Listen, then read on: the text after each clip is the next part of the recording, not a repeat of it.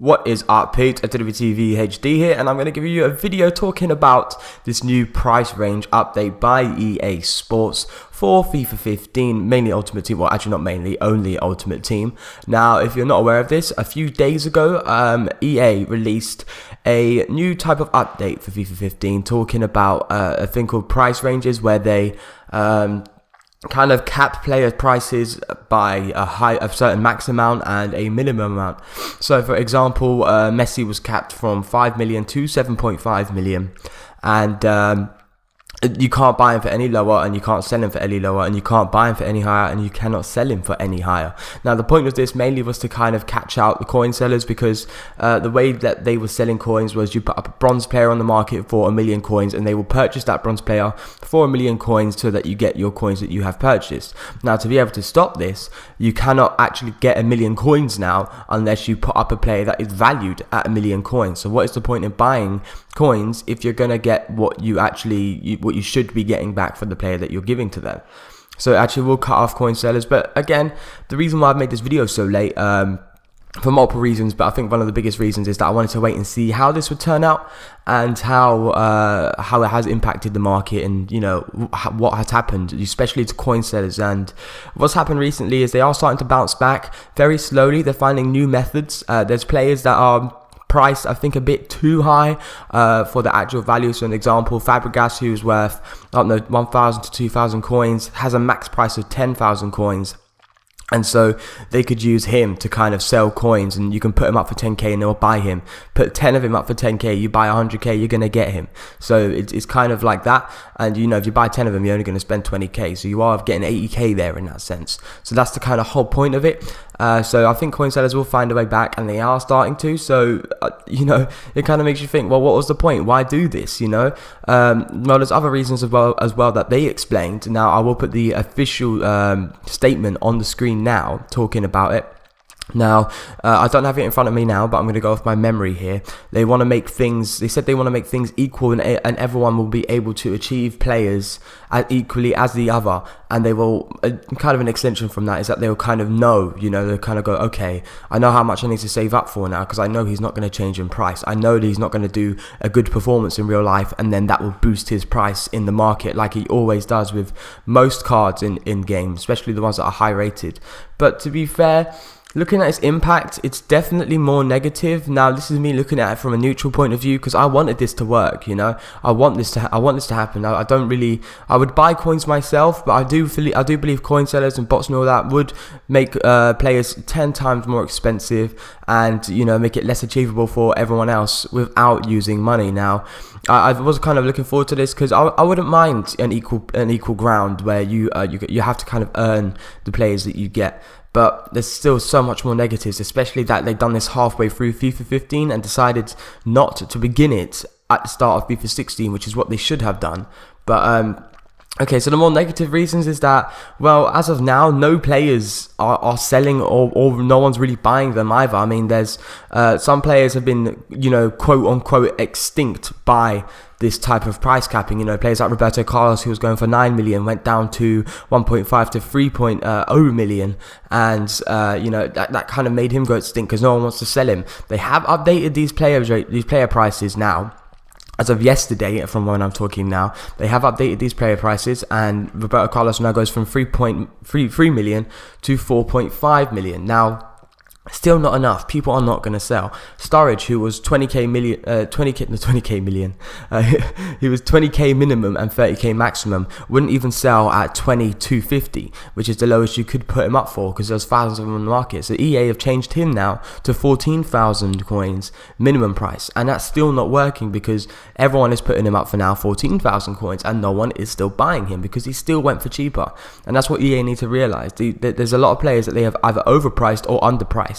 I remember seeing a picture on Twitter, I don't know if it was fake or not, but striker Ronaldo, who would easily go for 15 million now was maximum 800,000 coins, and that confused people so much. And he doesn't exist anymore. Even the original Ronaldo doesn't exist anymore. It's really hard to find these types of players now, which, to be honest, has had a reverse effect from what they wanted to achieve. It makes it harder for people to get these players, it makes it less equal, because the people who did have them now are going to still have them and going to keep them, and the people that want them cannot get them anymore.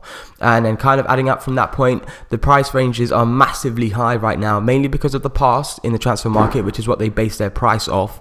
And it's absolutely massive right now, the high pricing, which means if you want to get a player like that now without buying coins, you're either going to have to play for months on end just to earn coins via games, or you're going to have to buy FIFA points to pack the player, which is very unlikely in itself. So if you want to buy a Team of the Year Ronaldo, say Team of the Year Ronaldo was available, you could get him, you would have to play forever just to literally buy him. And I don't think anyone from now on, if they do not have the coin value, will be able to get Ronaldo until the end of FIFA 15. No one can buy the coins to get him. Plus, he's not even on the market, so if you did have the coins, you still can't get him. People will sell instantly now because of this price capping. And other negative effects are like trading. You can't really trade, you can't do wages anymore, because the way wages work is you'd put up a player for 10k, wager them, and then if you lose, you buy that player and you give them the 10k. Similar to that of coin selling, you can't do that anymore, because to buy someone worth 10k, you'd have to put someone at the value of 10k, and therefore there's no point in wagering, because you're just doing a simple trade there. You're just getting your money for the player you actually put up, and there's no actual gain there. So that's failed. Giveaways, same as well, same idea. You can't do that because you have to put up a player that is worth 1 million coins if you won 1 million coins, so you're not actually gaining 1 million coins. So it's all kind of more negative, and it's kind of stripping away the community's, power in the game. And the one thing everyone loved about FIFA 15 Ultimate Team, or all of Ultimate Team since it's existed and grown so much, is that there's an open market and we control the prices, we control what we can do. And that's a good thing for traders, because they can invest, they can do all of this stuff. And it would definitely, there's less complaints, I think, about an open market than there have been about loads of other issues that they have completely ignored. Now it does kind of take down hacking a bit, because why hack a player if you can't actually get the players? If you sell all the players and you want to transfer the coins over, you'd have to put up a player worth 15 million if you want to transfer 15 million over. So it kind of gets rid of hackers, but it doesn't literally stop them, because there will be hackers who will just want to go on your account and delete all your players just to piss you off. That can still happen. They can still get into your account. So loads of people kind of forgetting that.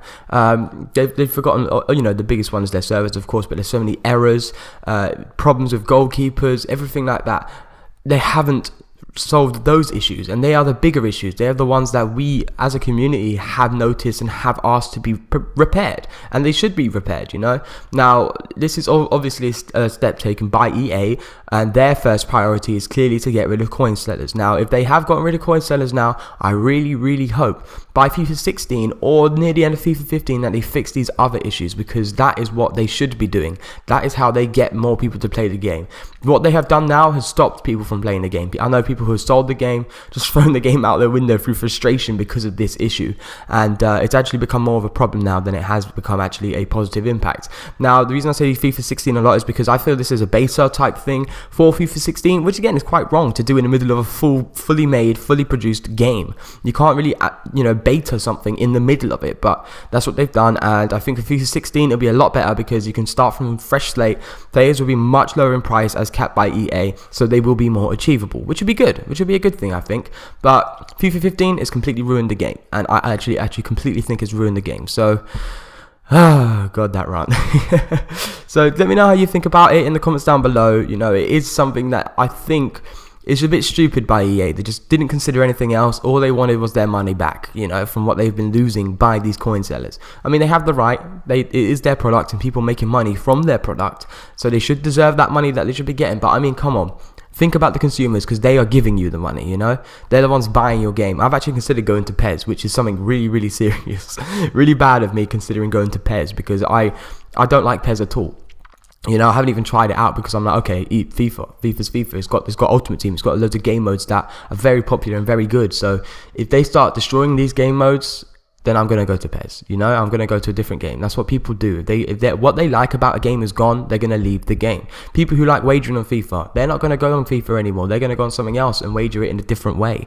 You know, or they're gonna go on PES and wager. I don't know how PES works, but you know, people who like to do trading on FIFA will not trade on FIFA anymore. If they do, they'll trade and get a minute profit, but they still won't get as much as they would get before, and they're just going to be off the game and be put off it. So EA are kind of slowly putting people off the game. I just want to see how FIFA 16 occurs, you know, and how that will have more of a positive impact, because there's a clean slate and there's no previous transfer market prices for EA to base the new player prices on, so they can just decide themselves as much as low as they want, and then it'll be more achievable for all players. So this has been SWTV HD. I've been talking for about 10 minutes now, so sorry if I bored you. Slap the like button on the face if you enjoyed. Subscribe for more. Again, let me know. EA have ruined their game once again. Peace.